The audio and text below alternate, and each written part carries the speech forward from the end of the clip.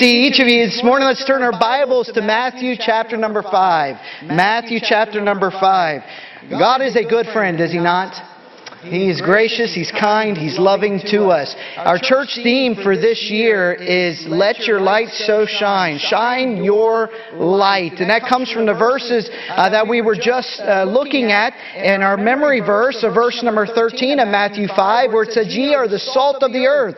But if the salt have lost his savor, wherewith shall it be salted? It is henceforth good for nothing, but to be cast out and to be trodden under foot of men. You're the light of the world. A city that is set on a hill cannot be hid. Neither do men light a candle and put it under a bushel, but on a candlestick. And it giveth light unto all that are in the house. Let your light so shine before men, that they may see your good works and glorify your Father which is in heaven. You know, God has saved us to change our lives, to make us different, that we might show the power of the gospel to the world around us. The purpose of salvation is not just to grant us a home in heaven. It's also to demonstrate the power of the gospel in transforming our daily lives.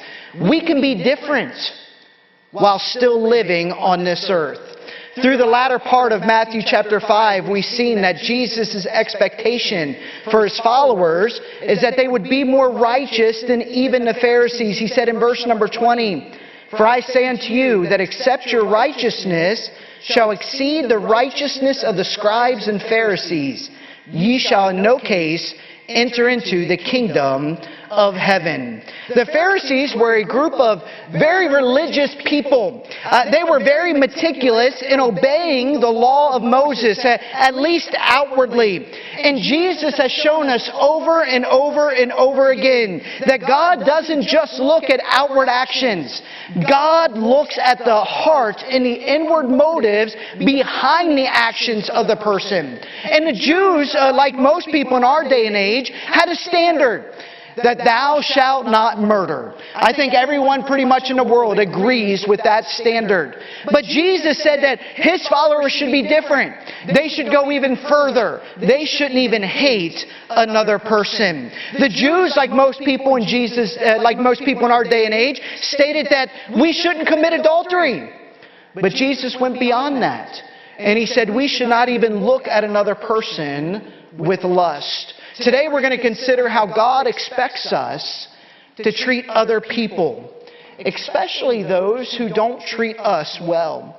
We should be different from what is the norm of our world. Most of the people follow the standard in Matthew chapter number 5, verse number 38. In fact, when President Trump was asked several years ago what his favorite verse of the Bible was, this is the verse that he quoted. You have heard that has been said, an eye for an eye and a tooth for a tooth. That's how a lot of people live. That's the motto of a lot of people's world. And verse number 43 is another way that the world lives. Ye have heard that has been said, Thou shalt love thy neighbor and hate thine enemy. Love those that do good to you, but those who are against you, hate them. You do me wrong, I'll do you wrong.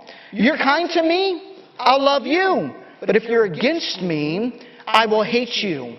That's the world's motto. You cut me off in traffic, I'll cut you off.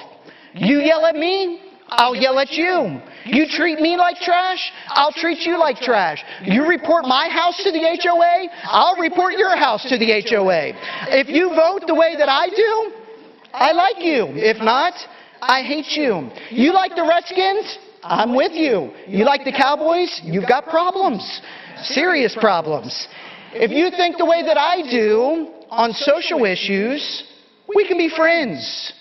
If you think differently than I do, then we're enemies. Is that not the world's motto? Is that not how the world reacts? Look at any political debate. Look at any Twitter feed. You're with me, I'm with you.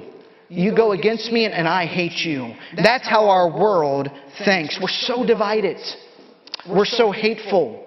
We always seek just and fair retribution to other people. An eye for an eye, a tooth for a tooth, especially if you're my enemy.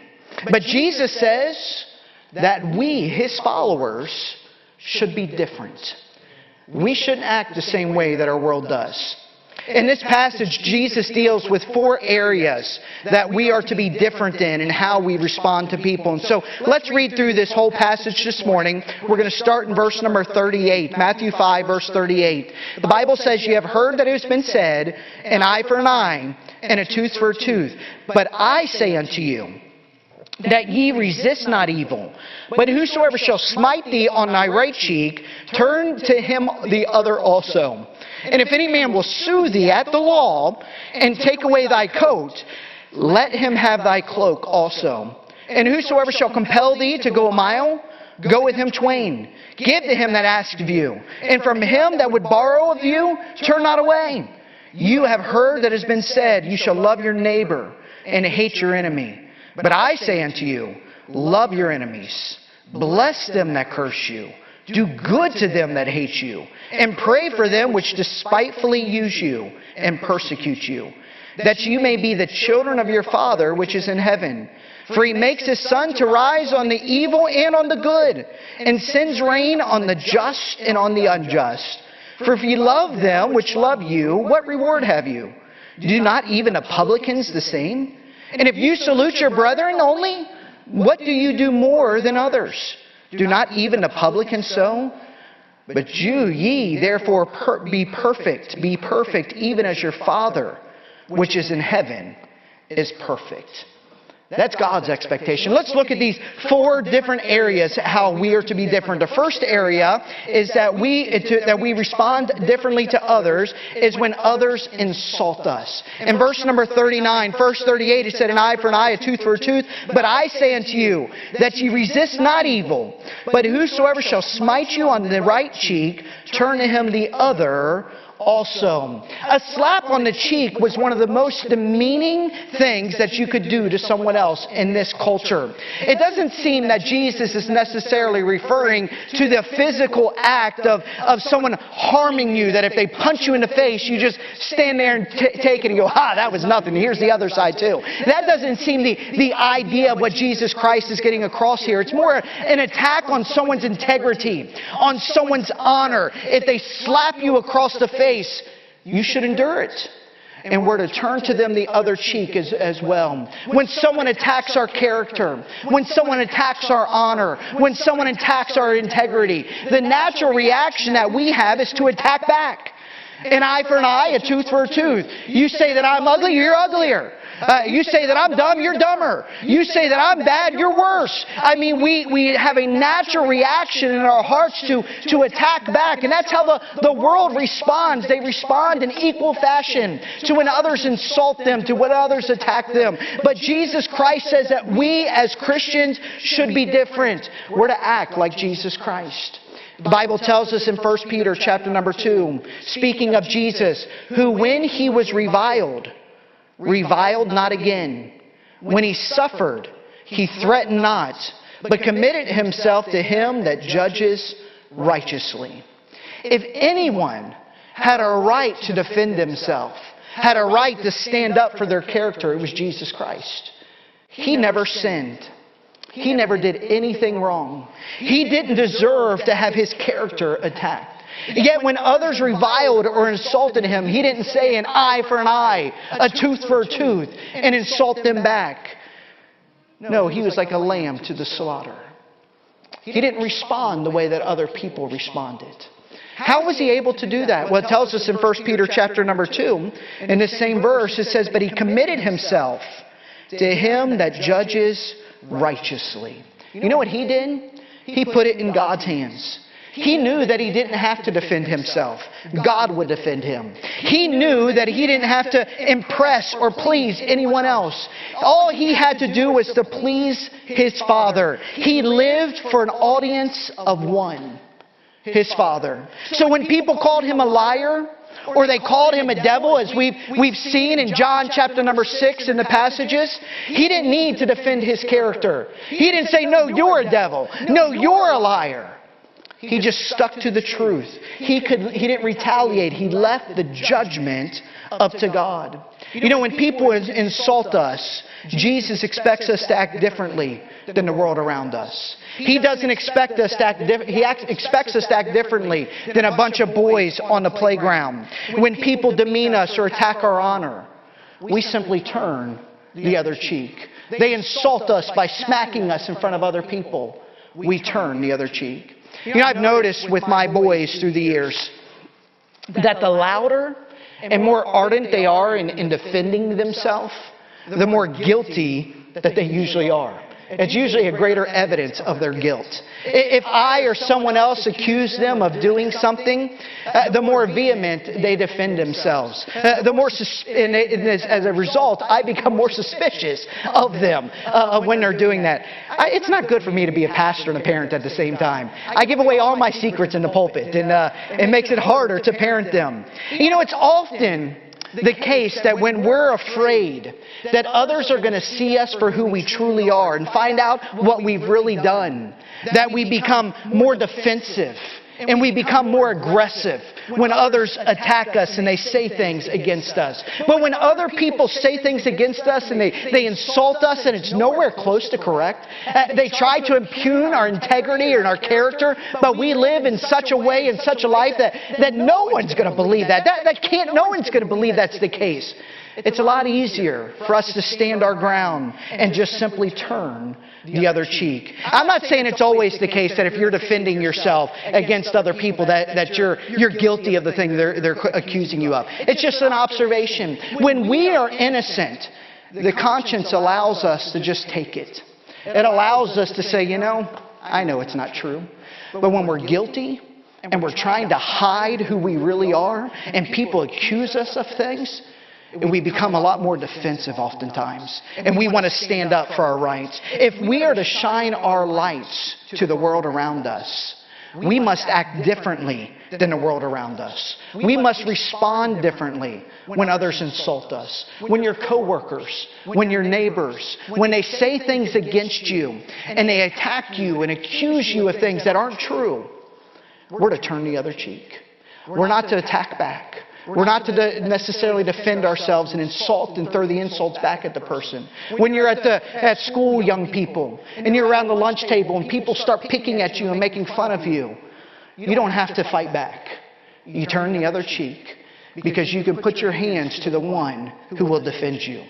He is the one that can protect you. He is the one that will fight for you, the Bible tells us. And so we must respond differently when other people insult us. We also must respond differently when others demand justice of us. In verse number 40, it says, if any man will sue thee at the law and take away thy coat, let him have thy cloak also. The way that people dressed in Jesus' day and age is they had an inner garment that was a long tunic and an outer garment that served as a coat. We have a picture on the PowerPoint here that gives an illustration of the different things. At least I think we do. If it pops up, you'll see kind of what the idea is of an inner garment and an outer garment of kind of what they wore. The inner garment was usually plain, and it served as a covering for the body. The outer garment was usually made of heavier material and was used as what we would call a coat. Here in verse number 40, it gets confusing because it calls the coat.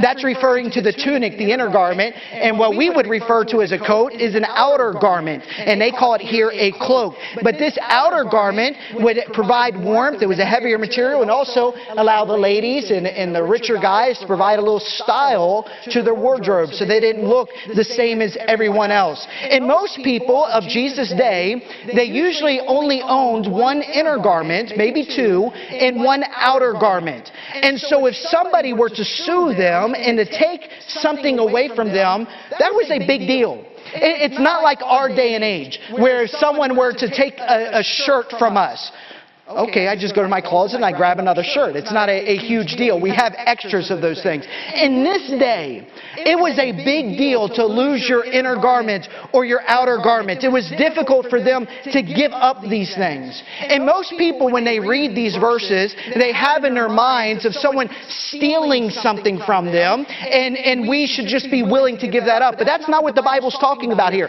That's not what this verse indicates. The implication is here that if someone were to take you to court, they sue you at the law and take away thy coat.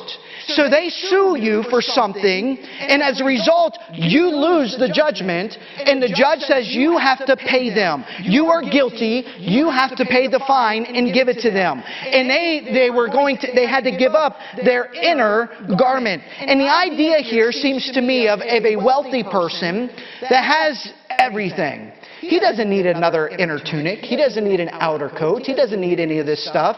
But you owe him some money. And he takes you to court. And the judge finds, yes, you do owe him money. And he takes your tunic from you. He doesn't need it. That doesn't seem fair, does it? It's just. He won the argument. You do owe him. You are guilty. But it doesn't seem fair necessarily for him to take from you something that he doesn't need when you need it. You don't have a lot of these types of things. And so Jesus is stating that if someone sues you, if you are found guilty, even if it doesn't seem like a fair judgment, you must be willing to give it up. And not only your inner garment, which is called your coat in this verse, but also your outer garment, your cloak. Now, it was prohibited in the law of Moses for someone to take the cloak, the coat, the outer garment away from somebody. Because to take that, they would often use that cloak as a blanket at night to be able to cover up, or it was their protection against the environment when the weather got cold. And so they were not allowed to take away that outer garment because it would certainly cause health problems to that person. And so they couldn't take it. But Jesus says, hey, look, if they sue you and you're found guilty, though it's not fair, you should be willing to give up your inner garment. And not just your inner garment, your outer garment as well. You know, what is just doesn't always seem what is fair, does it? I remember years ago when Eric and I returned back from Uruguay, we were on furlough. We had been here not even a week. And we were down in Florida and visiting family there, and we went to the store. And we were coming back from the store, and we passed a police officer that had someone pulled off on the side of the road. That didn't bother me. I was going 35 miles per hour. It was a 35-mile-per-hour zone. I went by, and of course I looked, checked out what was going on. The police officer looked at me right in the eyes. I looked at him, and I just continued on my way. I went down the road for a little bit, and I looked up in my rearview mirror, and the police officer was behind me with his lights flashing. Well, I guess he's off to another person. So I pulled off the side of the road, and he pulled off behind me. I thought, what's wrong? He came up, knocked on my door. He said, do you know why I pulled you over? And this time, I had no clue. I had no idea why he pulled me over. And he said, well, you didn't get over or slow down when I had this guy pulled over. Now, mind you, this was a two-lane road. So there was a double yellow line, and another road. If I were to get over, that would have been breaking the law. I was going the speed limit. But in the state of Florida at this time, that if you were passing by a police officer on a two-lane road when someone was pulled over, you had to slow down to 10 miles below the speed limit. I didn't know that. I grew up in Virginia. I had been in Uruguay for the last 5 years. I had no clue this was the law. And so I explained myself to the officer. I hadn't had a ticket in over 10 years. I said, look at my record. I obey the law. I appreciate you guys. I was going the speed limit. I try to always drive the speed limit. I try to obey the laws. I appreciate what you guys do. And he said, I appreciate you doing that. Here's a ticket for you. Was it just for him to give me a ticket? Yes. I broke the law, even though I didn't know I was breaking it.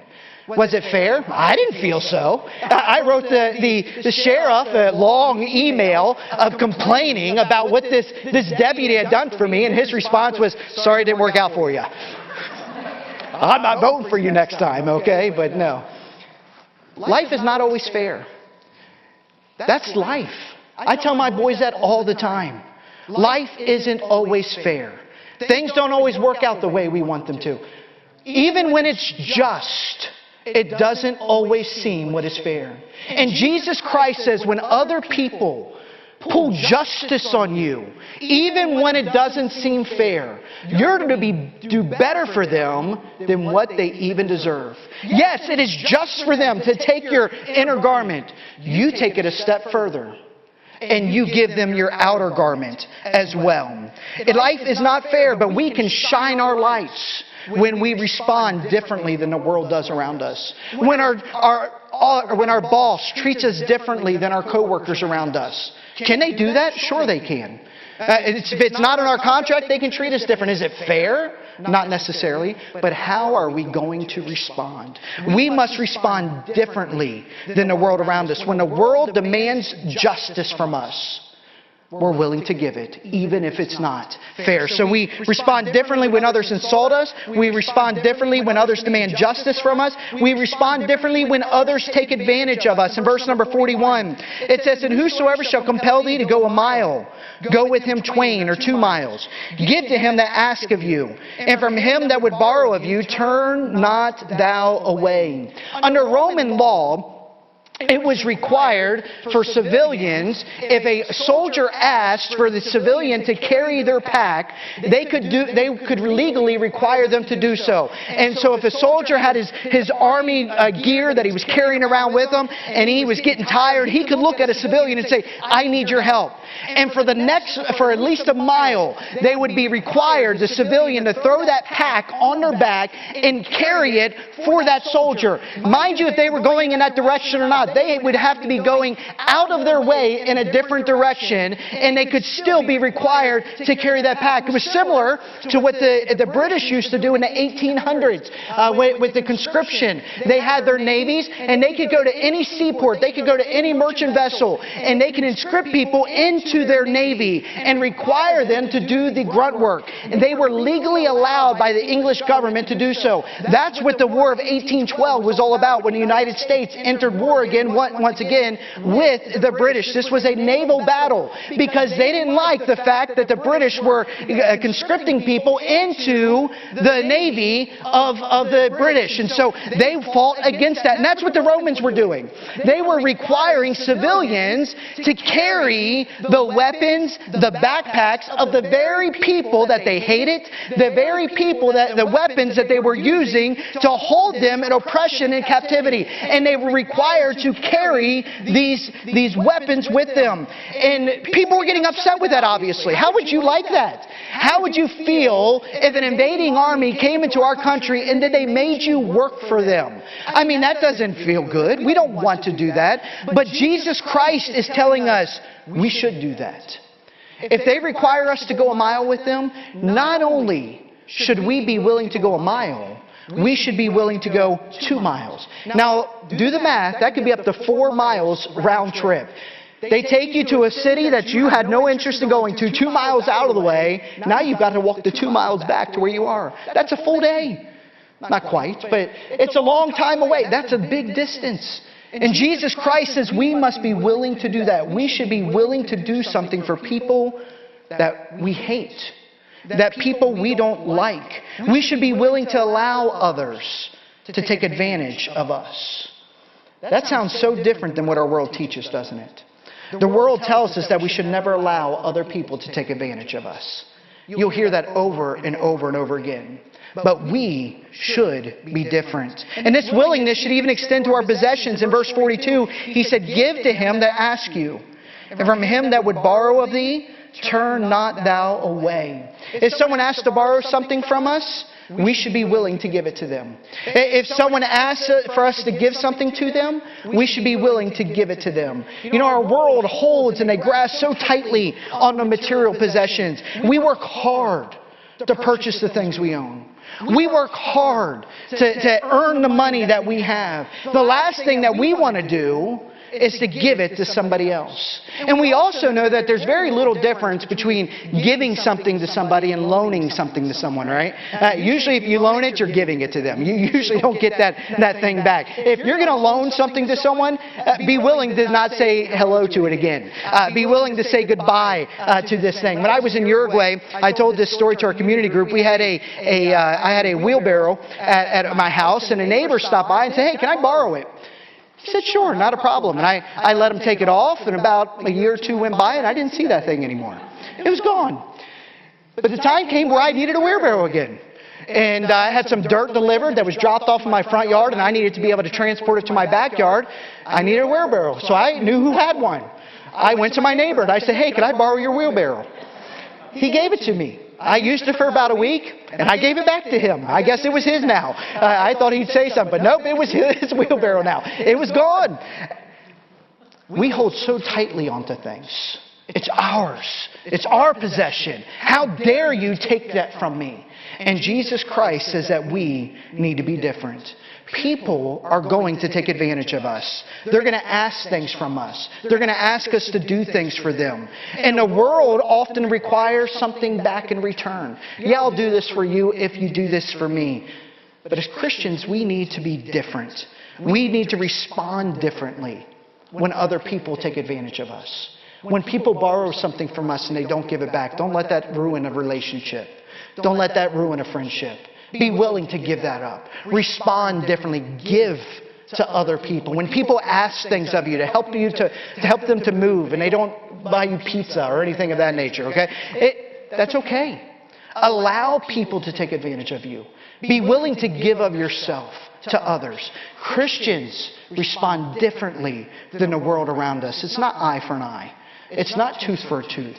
We're willing to do and to give for the benefit of other people. We give and do more than they even ask or require of us. That's how Christians should respond, is what Jesus says. The final aspect that Jesus deals with is when people do us wrong. It says in verse number 44, "But I say unto you, love your enemies, bless them that curse you, do good to them that hate you, and pray for them which despitefully use you and persecute you."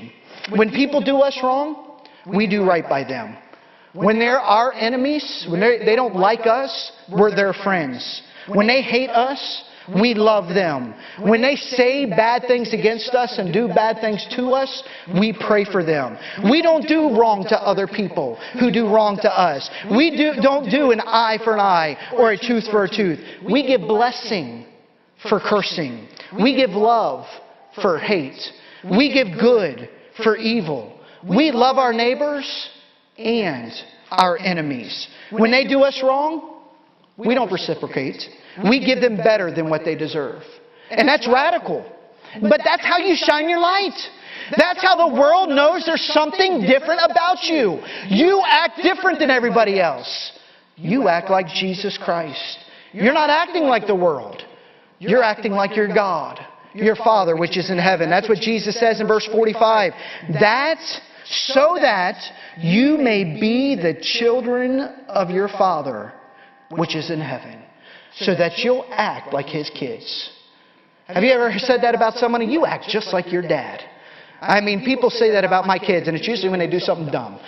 You act just like your dad, right? But that's what we want people to say about us. You act just like your Father. There's no doubt about who you are. Because what does the Father do? He makes His sun to rise on the evil and on the good. When the sun comes up in the morning, it doesn't shine just on the light of those who are saved. It doesn't shine just on the houses of those who are walking with God. He also sends rain on the just and on the unjust. I mean, either there's everyone around here is unsaved and unjust, or everyone around here is just in walking with God, or God isn't a respecter of persons. When we woke up this morning, God was sending rain upon our house and upon the atheist neighbor's house. on the person who rejects God. God, it gives blessing instead of cursing. He does good to other people. We are to be like Him. He's a good and a gracious God, and He expects His followers to be just the same. An old rabbinic saying tells the drowning of the Egyptians in the Red Sea. Remember, as the Israelites were escaping and the Red Sea parted, and they went through the Red Sea, and then the Egyptians came chasing after them, and the Red Sea closed back down upon them. A rabbinic saying talks about this time, and it says that when this happened, the angels begin to rejoice. Now, that's not what the Bible says. This was rabbinic teaching during this time, that the angels begin to rejoice. But then the saying says that God lifted up His hand and said, "The work of my hands are sunk in the sea, and you would sing." God wasn't celebrating the death of those who were created in His image, the Egyptians. God loves all people. He loves the world. God's not willing that any should perish. And that while we were yet sinners, Christ died for us. That's the example that we're to follow. That's who we're to be. Jesus stated that even the publicans, in verse number 47, He said, "For if you love them which love you, what reward do you have? Do not even the publicans, the tax collectors, do the same thing? If you salute your brethren only, what do you do more than others? Do not even the publicans or the tax collectors do the same?" The tax collectors were hated by the Jewish people. They were Jews who worked for the Roman Empire, taking money from these people. And you know, the Jews hated pretty much everyone at this time. They hated the Romans.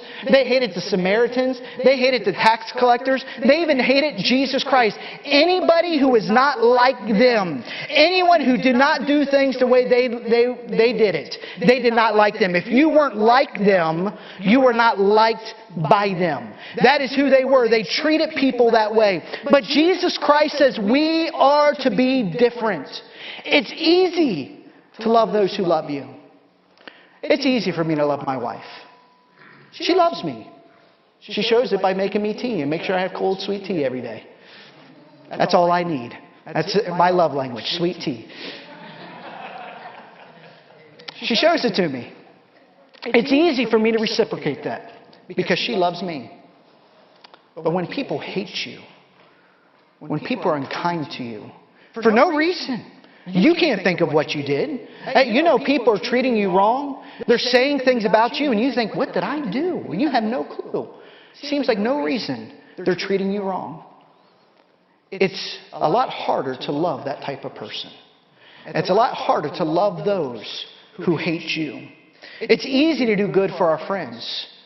It's hard to do good for that neighbor who does everything wrong against you.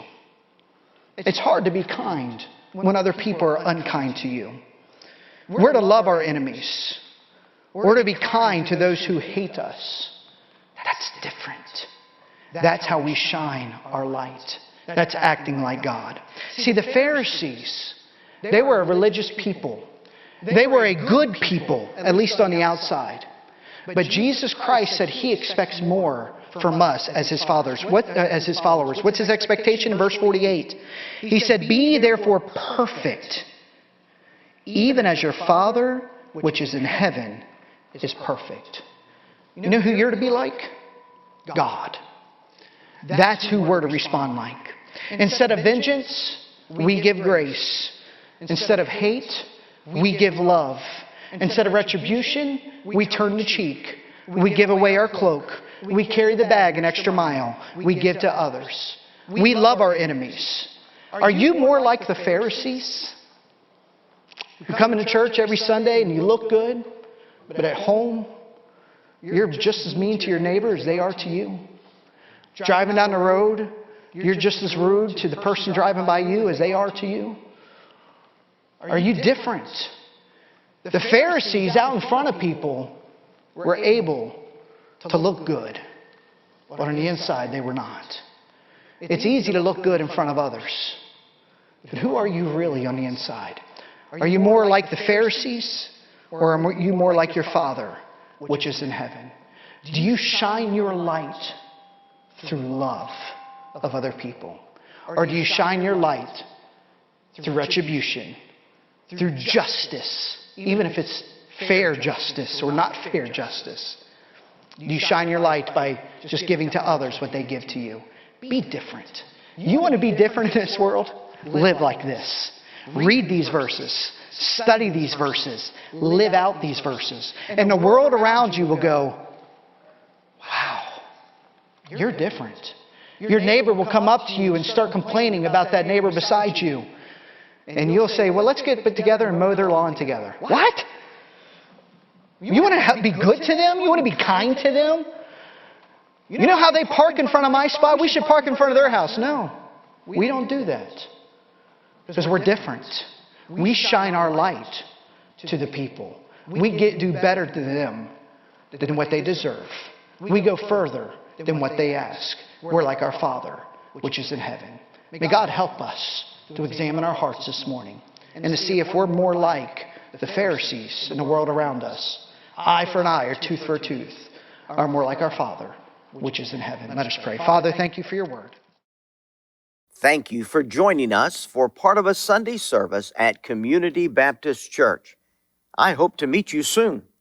May God impress His love upon your heart this week.